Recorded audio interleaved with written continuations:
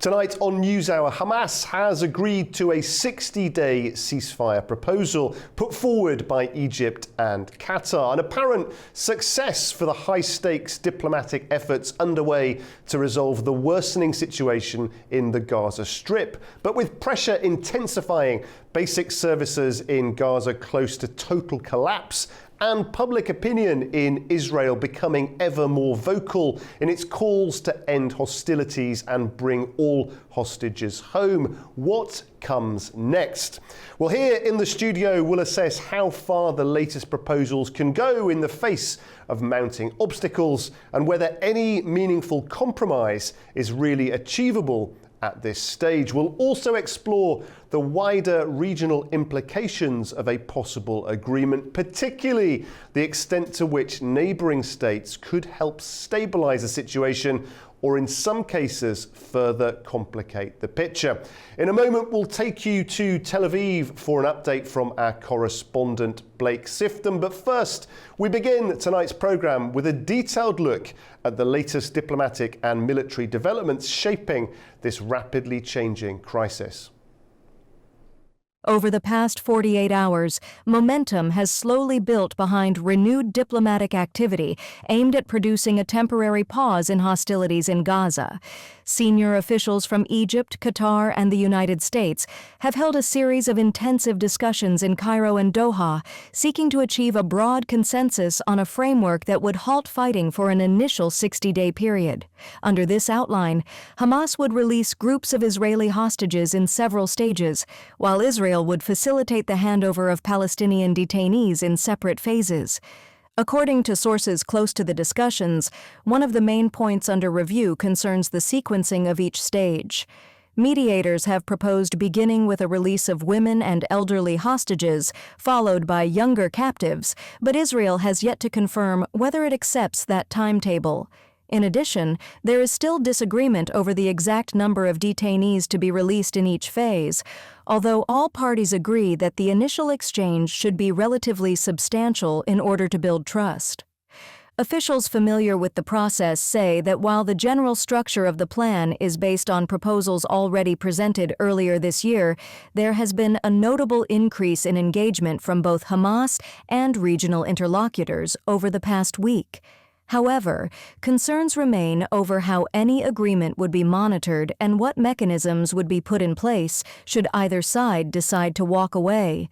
Both the United States and Egypt are reportedly considering the deployment of a small technical team to observe implementation, although no final decision has been announced and such discussions remain highly sensitive. The United Nations has also expressed support for an arrangement that prioritizes the release of hostages and allows humanitarian agencies greater access to critical areas. According to public statements issued on Thursday, Qatar has urged both sides to resolve procedural differences quickly, warning that delays could make it harder to maintain the momentum achieved so far. In public remarks, Israeli officials have stressed that a final agreement must include clear and enforceable terms, while Hamas has indicated that it expects assurances that humanitarian deliveries will reach civilians without interference. Negotiators believe that the next few days will prove decisive as mediators seek to move from general principles to an actual written document. Okay, let's go now to Tel Aviv, where our correspondent Blake Sifton is monitoring the situation closely with the very latest reaction from inside Israel. Hamas said Monday that they have accepted a new ceasefire proposal put forth by mediators Egypt and Qatar. That ceasefire would reportedly last for 60 days and would see the release of half of the Israeli hostages currently held in captivity in Gaza in exchange for Palestinian prisoners. We understand that it is very similar to the ceasefire proposal drafted by U.S. Special Envoy Steve Witkoff and discussed at talks last month in Doha, Qatar, without a breakthrough. However, Hamas are believed to have softened their demands when it comes to the number of Palestinian prisoners that must be released for the Israeli hostages, as well as where Israeli forces would redeploy to during the ceasefire. Israeli Prime Minister Benjamin Netanyahu, however, appears to have dismissed this proposal and signaled that Israel will go ahead with its plans to seize and occupy Gaza City. He said that this proposal shows that Hamas is clearly under immense pressure. Also on Saturday, Netanyahu reiterated that Israel will only accept a comprehensive ceasefire and will only halt fighting and only end the war if Hamas releases all of the hostages at once, if Hamas agrees to disarm, if Gaza is demilitarized, and if Gaza is run by a government that is not Hamas and not the Palestinian Authority. Now, mediators believe that Hamas is very unlikely to agree to those conditions, so they've been pushing for the best deal they can get.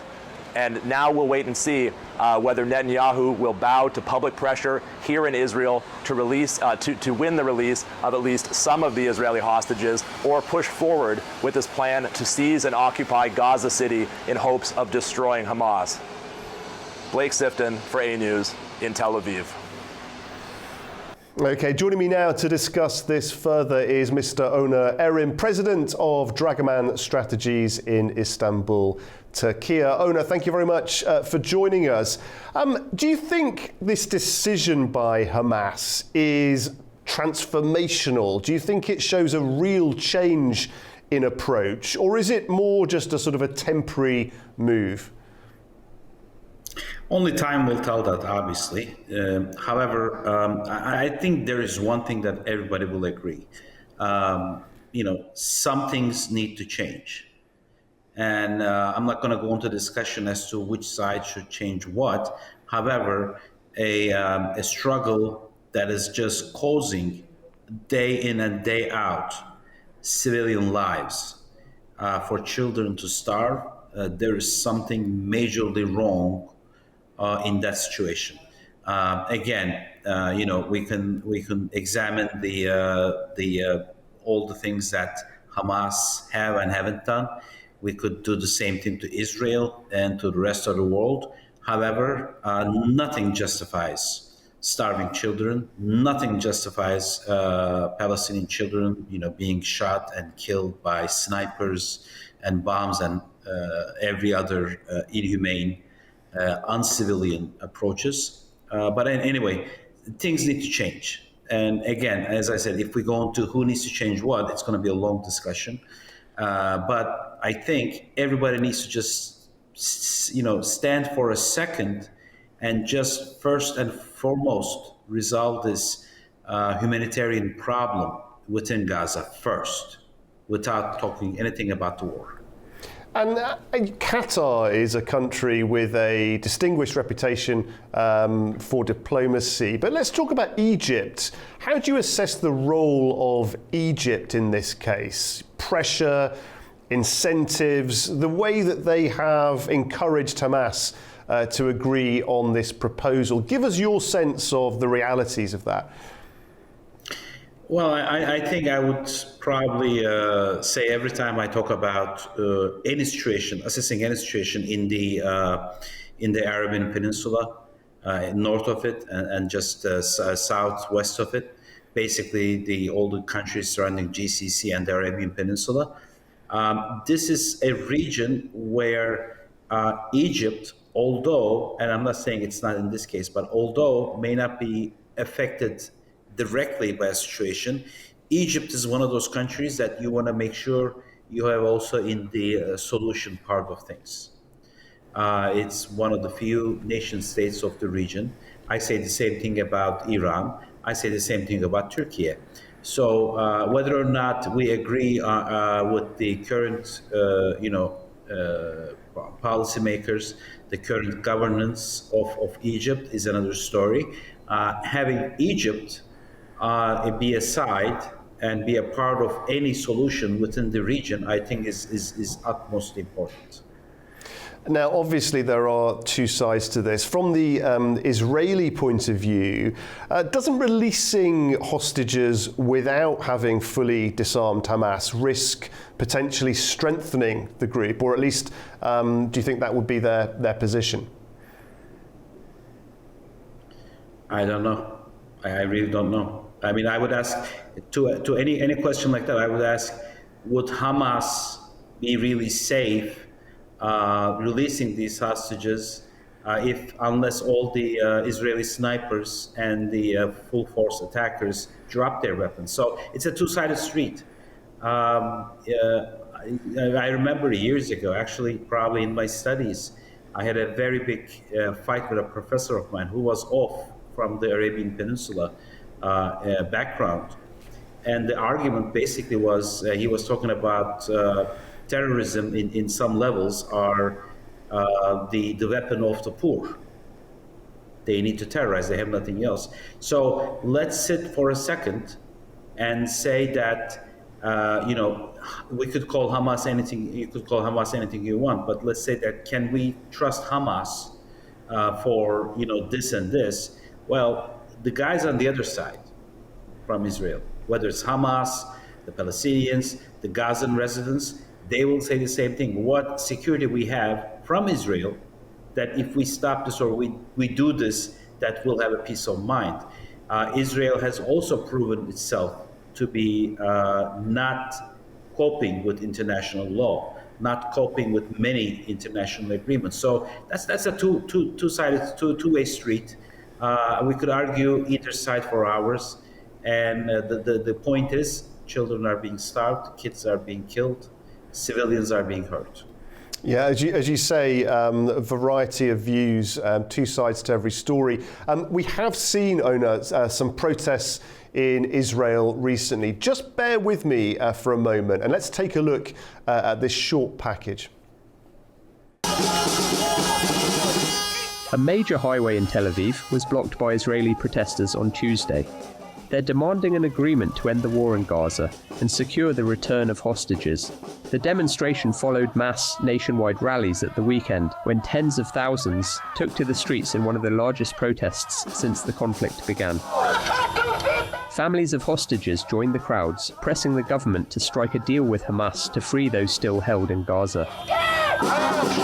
We started in Sunday stopping Israel in order to bring our hostages back.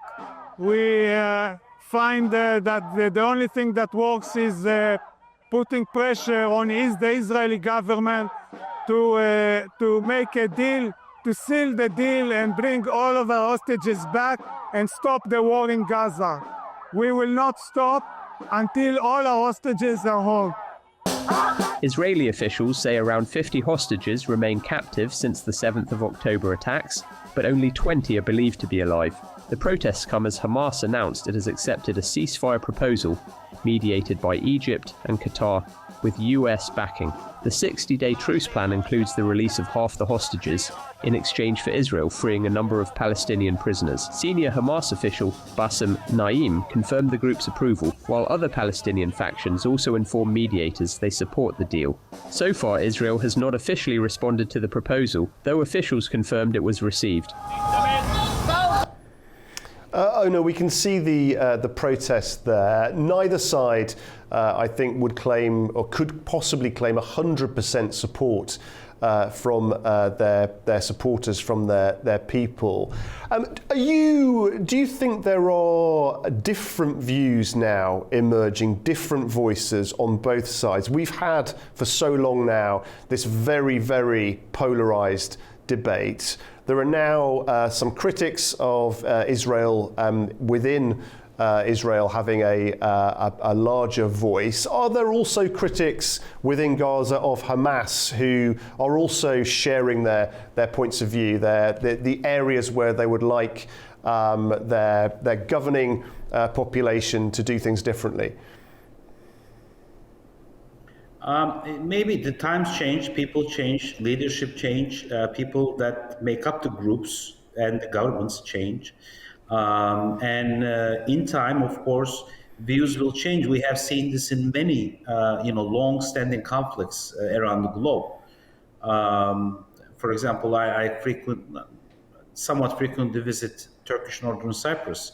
The mentality, from 10 years ago is much different with the younger generation. It's much, much different from 50, 60 years ago. So with the times, of course, things are going to evolve, things are going to change. But what is really the problem is this is not just a basic a conflict of it's not a zonal conflict. It's not a conflict of borders. Israel, especially Netanyahu, has been successfully turned this into a humanitarian crisis over decades. That is why, if you took a poll around the leaderships, even around the globe, right now there is a growing hatred against Israel, probably by 80, maybe 90% of the countries. If you go to the public, especially the younger public, that will probably reach 100%.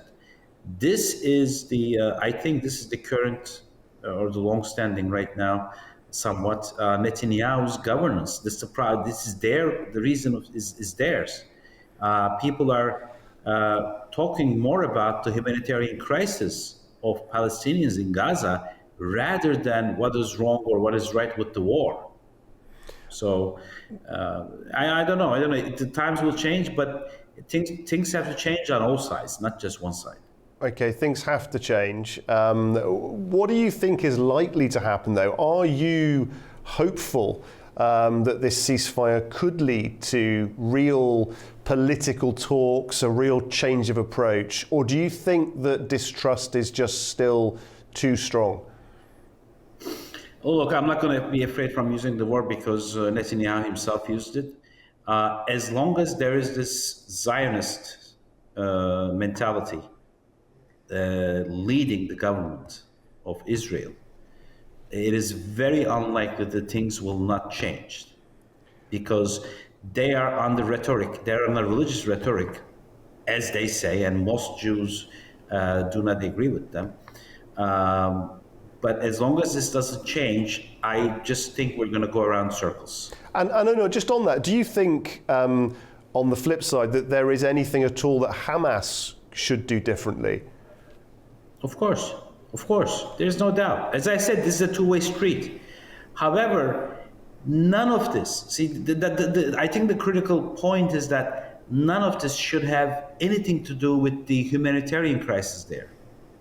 Okay, I don't think there is a case in the war, the history of wars in the world, where there was a blockage on food, on basic medical supplies to any side of people in the war.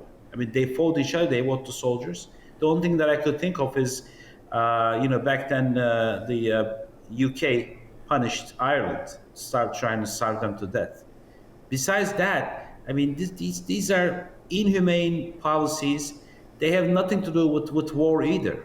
So yes, that must be the that's where Israel. Let me retract that. That's where Netanyahu does not understand, because if he is right on certain subjects, historically and currently, he is making them all wrong by trying to, actually deliberately saying that everybody in Gaza are terrorists and they should be starved to death. And this is where he's getting the hatred of the entire global community. Okay, let's look ahead now, if we can. What role do you think regional and international actors can realistically do now? We've seen so many interventions, so many statements. How can international different countries, different partners, different organizations, how can they now support to make sure that both sides do stick to any agreement that could come? Honestly, if you ask me, I'll just cut right through the chase. It has to be the USA, consequently UK, that has to make sure both sides stick to their end of the bargain. Because until now, USA and UK, and I really don't know which one to say first on purpose, but they are the ones that's blocking, or they are the ones allowing Netanyahu, who's now I think is in a minority government in Knesset, is allowing them to be unreasonable, unfair, and inhumane. Okay, Una, thank you very, very much indeed for joining us there from Istanbul in Turkey. Well, that does bring us to the end of this edition of Newshour. We'll continue to track developments in the ceasefire and hostage talks and bring you the very latest as it happens. From the entire team here in our studio in Baku, our correspondents in the region too, thank you very much indeed for watching.